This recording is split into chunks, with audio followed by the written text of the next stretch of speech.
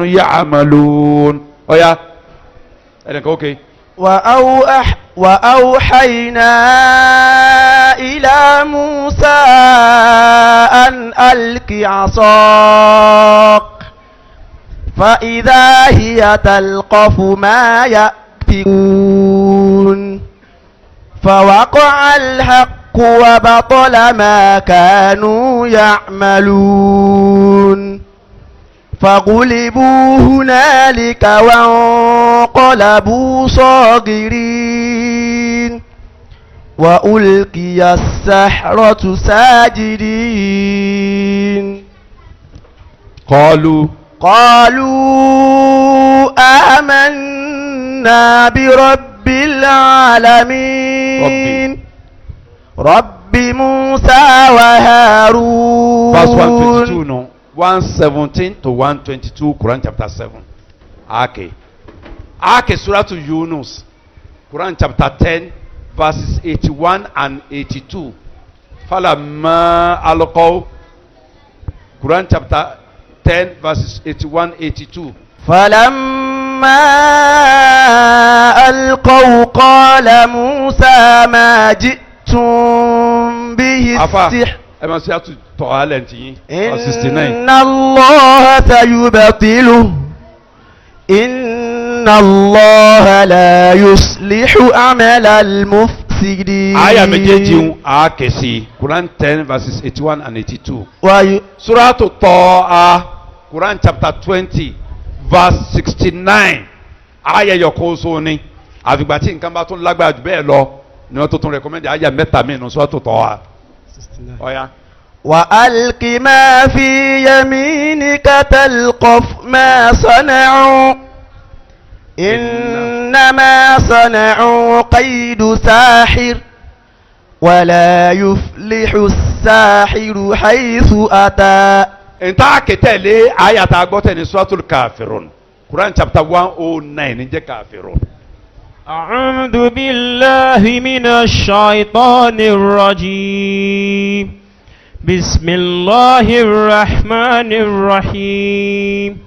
قل يا أيها الكافرون لا أعبد ما تعبدون ولا أنتم عابدون ما أعبد ولا أنا عابد ما عبدتم ولا أنتم عابدون ما أعبد لكم دينكم ولي دين. آكي سورة الكافرون توكي آكي سورة الإخلاص Quran chapter 112. آكي سورة الفلق chapter 113. آكي سورة الناس Quran chapter 114. Fatiha mo fẹ́ repeat ẹ̀ lérè fẹ́ Fatiha Ayatul Kursi Suratul Araf Quran chapter 7 verse 170 to 122. Suratul Yunus Quran chapter 10 verse 81 and 82. Suratul Taha Quran chapter 20 verse 69. Quran chapter 109. Suratul Kafirun Suratul Ikhlas 112. Suratul Falaq 113. Suratul Nas 114. àwọn àyà wọ̀nyí á kè sínú omi tá a ti lè wí sídùú méje sí agbẹnu sí tòsí rẹ̀ tátẹ́gùn ẹni wọ́n máa jáde sínú omi yẹn directly. Omi yẹn ọ̀nà méjì la lè gbà lò ó. Fún àpèjúwe ọkùnrin tó bá jẹ́ wípé oníyàwó ńlé ọwọ́ adásìkò kan ní ọba lè súnmọ́ ìyàwó ẹ̀ mọ́ lára wà lè mọ́. Ọ̀nà tó dáa jù láti lo omi yẹn fún ru ẹ̀ tára rẹ̀ ó fi máa lé padà. Ó ní kí wọ́n domi yẹn lé lórí látẹ̀yìn yóò wọ pant àti singlet nìkan yóò dúró síbi tó bá mọ́ ẹnìkan ó gbé omi yẹn dání yóò da omi yẹn lé lórí látẹ̀yìn yóò dà lé lórí yìí látẹ̀yìn lọ́lẹ̀ tómi yóò lọ rẹ̀ yóò àfọ gbọmọra tí tọ́ba ṣe rọ́pùtù fún yàn tọkùnrin lè súnmọ́ yàwó ẹ̀ ara ó sì máa lé lójú oorun tóbìnrin kan máa wá lójú oorun tí ó máa bá lò tàbí wọ́n ní àwọn méjì kò ní lé lọ́dọ̀ ẹnìkan yóò máa lé lọ́dọ̀ ẹnìkan oògùn rẹ̀ tó dáa jù láyé òní mo sọ yìí. Allahu akbar. ẹnìkan wọ́n kàn domi yẹlé lórí yóò sì fọwọ́ gbọmọ gbogbo ara rẹ̀ kò sí nínú ara nù yóò gbẹ mara ni. wọn ò lè ṣe pé ọjọ́ méje kọ́dà tẹlomi òòjọ́ ni iṣẹ́ rẹ̀ ó bẹ̀rẹ̀ yóò ṣe lẹ́ẹ̀kan báyìí kò ní di kó ṣe jọ́ méjì kejì mọ́ yóò ti máa ṣiṣẹ́ mo ti rí yẹn lára àmọ́ yéèyàn kọ́dà ẹnìkan jọ mí lójú àáfà gan tó gbóná làáfà tó jáde ní ẹsẹ̀ àrí ni ó ní ìyàwó kejì báyìí wà láyàwó wọlé kò lè súnmọ́ ìyàwó jọ́kìnrin jọ́kẹta àárọ̀ jọ́kẹrin báyìí ó di lásùn báà ni ìwọ ládùúgbò tó kànú tíra yìí ọ̀hán mọ́ tó ṣe ọ̀sẹ̀ ń bọ̀ there is my friend kí o tó kéjú kí o tèmi lèmi lọ́mọ àbá alájí ẹ̀ mọ́mọ́ dá wàhálà alẹ́ wàhálà wo náà dálẹ̀ wọ́n náà ọmọ tí ń ṣe ọ́ ọkọ̀ tíra ló pò ní ni àbọ̀ ọ̀pọ̀ ọmọ pé nǹkan báyìí lè yẹn ṣe láti jọ àti sọ ní alájí ẹ̀yin lẹ́bùn ṣe mu ni à ní ti ń dààmú àwọn tí òkè odó tó ń dààmú wọ̀ náà tí wọ́n ní dandan yàtọ̀ yẹ bá bá wọn ṣe. ìjọ kò lọ jẹ́wé sí dúró èèyàn ọmọ ẹ̀pọ̀ mi wá àwọn akọ̀mọ̀ ọ̀yà máa ké sí lójú mi báyìí lọ ẹ̀yìn ìkùlé mẹ́rin lọ fi wẹ̀ padà lẹ́kọ̀ọ́ lọ náà yàwó rẹ̀ wò pè mí padà bọ́ bá ṣiṣẹ́ bí òṣìṣẹ́ kò ló lẹ́ẹ̀kejì ẹ̀ẹ̀kan ni ẹ̀ẹ̀kan ni tọ́ ẹni tó bá pẹ́ tán ní òdìjọ́ keje baba ibn Bas gan mufti Saudi Arabia náà wọ́n sọ ní tí a ti ń jẹ́ alẹ́ ìlàjùbẹ̀lì kìtàbí ọ̀sùn náà pé tí wọ́n bá tí nǹkan kan bá di ọkùnrin lọ́tọ̀ lè sọmọ yàwó ẹ̀ pé ọ̀nà tó wà á sáà jùlọ láti yanjú ẹ̀ ọ̀nà yìí ni tẹ́lẹ̀ yìí ń dúró báwọn tí ẹni pẹ́pẹ́ àìsàn ni nǹkan fi ń ṣe àṣàṣì rẹ̀ bí àìsàn ló gbà wá á mu omi yẹn á fi sanra á mu á fi sanra fún maximum of 10 days nígbà tí ọbẹ̀ ìpè ọjọ́ mẹ́wàá nǹkan yóò kú mẹ́ inṣàlá tọba tún á gbóná táyì pé ọlọ́bí mẹ́ta tún dé padà ẹ tó ṣe ó tún lọ ó tún padà ọfẹ́ máa bọ̀ àwọn àfààní ẹ̀kọ́ ọbọ̀ ní omi ni ẹ̀kọ́ ọbọ̀ ní omi omi tẹ́ fẹ́ kí n kà sí ẹ̀kẹ́ ọwọ́ ọ̀tún yìnbọn nú ẹ̀ ẹ má yọ ọwọ́ yẹn kú tẹ́ fi ké àwọn àyà ń tán ẹgbẹ́nu sí tòsí omi kọ́ ó sì wà ní omi ẹ̀ máa ké lọ àwọn àyà náà lè yẹn ó ké o wọ́n ní ẹ lọ́ọ́ lò ó kini yọ lọ pátá inṣàlá ẹ lọ kàtí àti jẹ àlẹ ìlàjú bil kitabi wa sunna inú tí a tọ dáa pọ fún ọ̀rọ̀ tá à ń sọ yìí lọ́wọ́ àwọn tí a ńlá tó tóbi jù wọn lọ ń bẹ ṣùgbọ́n nǹkan máa kéré títọ́ àánú ẹ̀ ó tí ó yọ ara pọ̀ photocopy díẹ̀ nu péjì sí tíra wọn ni mo kó padà fáfáà lẹ́ẹ̀kan torí pé ọ̀pọ̀lọpọ̀ àìsàn ni ìtọ́jú rẹ̀ mẹ́ńbẹ̀ tẹ́ lórí cancer kele yìí ó ṣe sí cancer inú tí ń dààmú àwọn èèyàn nílùú lọ́wọ́ ṣùgbọ́n problem táwọn èèyàn ní ni pé wọ́n yìí gbà fún pé mo ra nǹkan díẹ̀ omi zamzam ṣèyítú pé ìyẹn ló wà fi wo cancer tóun ti ná 1 million sí nílùú ìyẹn sàmà wà wọ́n yìí báyìí pé imani ló dààmú yín ẹ̀ bá wà láyé nsújáde tó fi kún tiẹ̀ imani ni problem àwọn èèyàn yìí gbà pé èyí tí ò tó nǹkan lójú ó ṣiṣẹ́ ju tó tóbi bàbá yẹn bá yẹn lọ a ní problem bẹ́ẹ̀ tọ eléyìí ń dúró báwọn inú ìlàjọ ànábáwí fún àìsàn fún sẹ́hìrù ìkànnì lè sọ ajiwa wa ajiwa Madina èso dàbínú tí ń jẹ́ ajiwa gbajúmọ̀ gbogbo ẹ̀ bá ti lọ umra lẹ́ẹ̀rí mú bọ̀ wọ́n máa ń dì sínú kéèsì báyìí ìmọ̀ yẹn ń tà ní Saudi nìsín 10 years owó kékeré tiẹ̀ ní Kano èèyàn rà ní 2,100 naira nígbà dọ́là àwọn èlò di 2,500 ní Kano ló fi wà pẹ́ àwọn tí ń tàbí kan tàn 3,200 ní lọ́dọ̀ tí wọ́n bá dàn wọ́n yìí tàn tà lẹ́kọ̀ọ́ torí wọ́n pọ̀ lẹ́kọ̀ọ́ jù bàdàn lọ wọ́n lè tàfà lẹ́kọ̀ọ́ ní 5,000 tiwọn. almuhimmu tẹ́ ẹ̀ bá rí ajiwa èso ajiwa dàbínú ajiwa kì í ṣe dàbínú tá a fi ń sínú yìí o ajiwa yàtọ̀ sí o ẹ sọ wọn pa ajiwa lẹ́ need tẹ́ bá gbé jáde nù kéṣì ẹ̀ tẹ̀ tí wọ́n ti kọ́ sí lára ajiwa ti wà lára kékeré ike rẹ̀ ọwọ́ rẹ̀ ajiwa yẹn Ànábì Muhammad sallam ó sọ yìí pé man tasabbaha bi ajiwa ẹ̀ ń bá jíjẹ èso ajiwa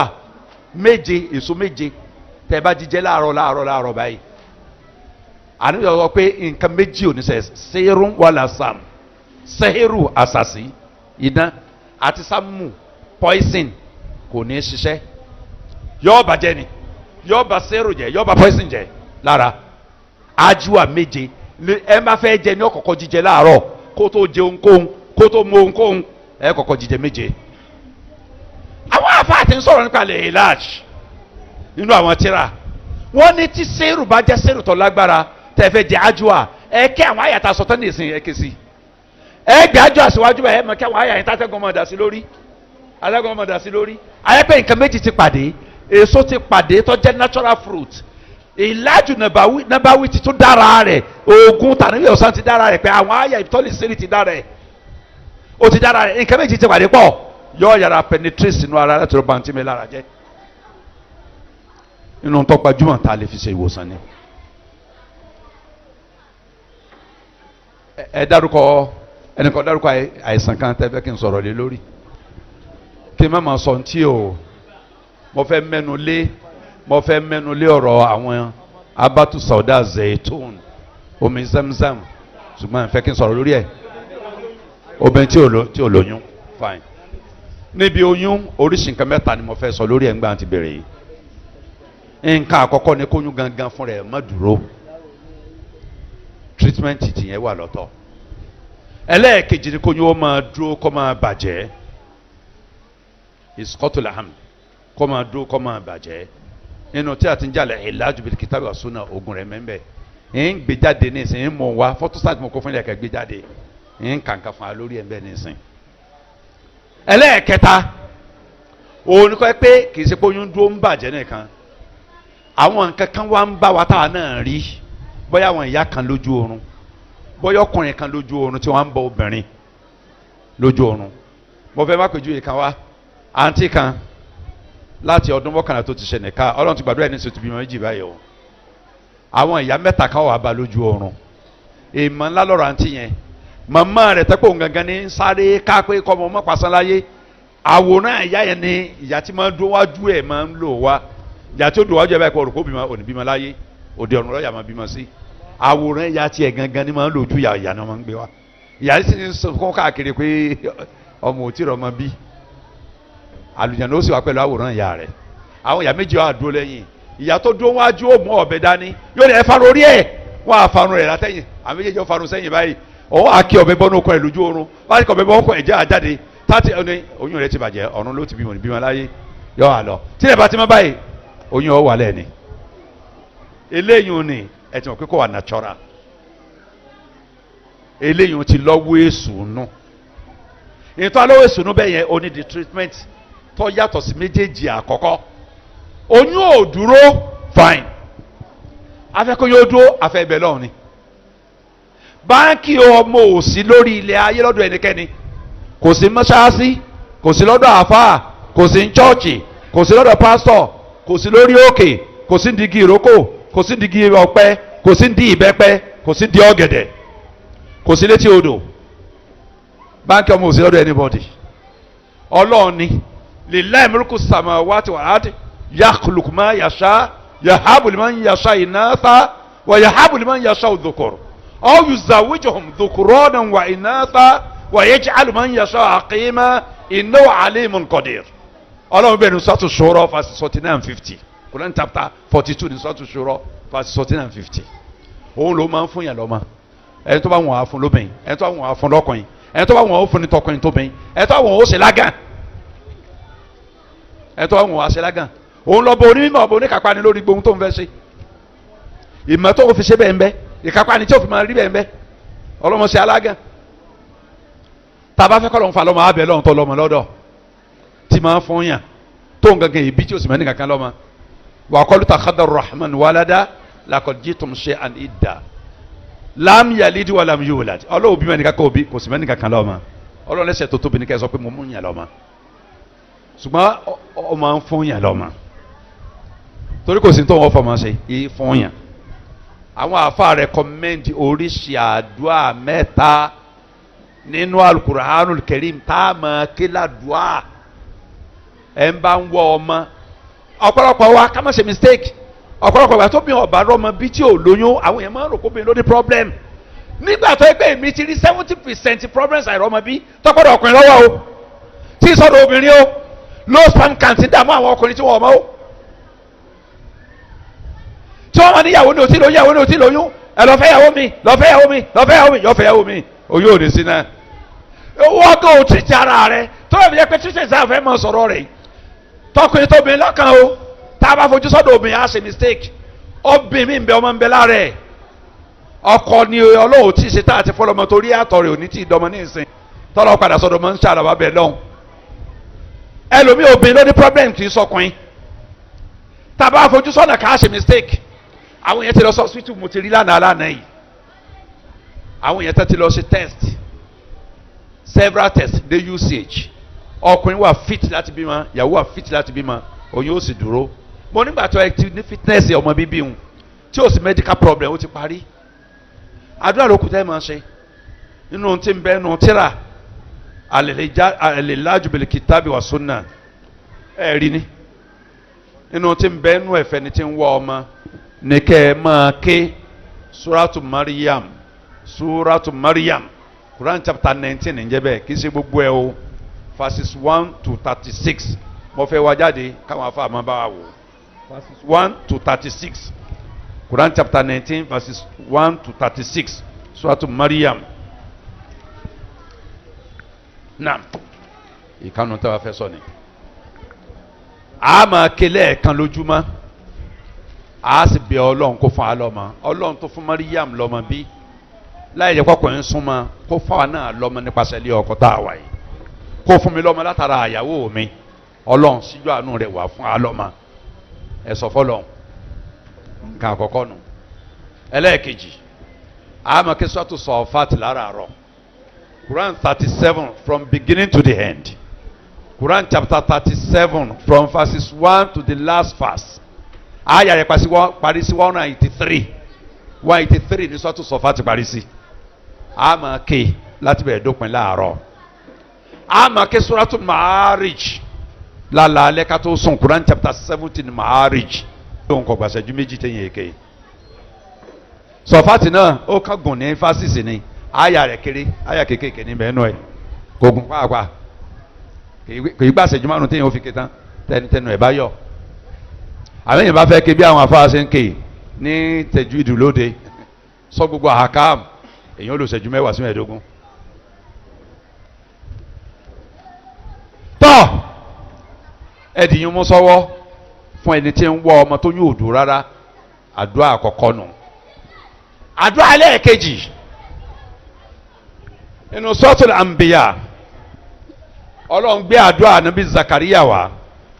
èmi gangan àmì kan Khaliku Zamil Ansori ọmọ Pakistani ó wà ní Nàìjíríà 1977 to 1981 ló tó kúrò ní Nàìjíríà ó ṣe pẹ̀lú company kan tí Rocks and Stones Nigeria Limited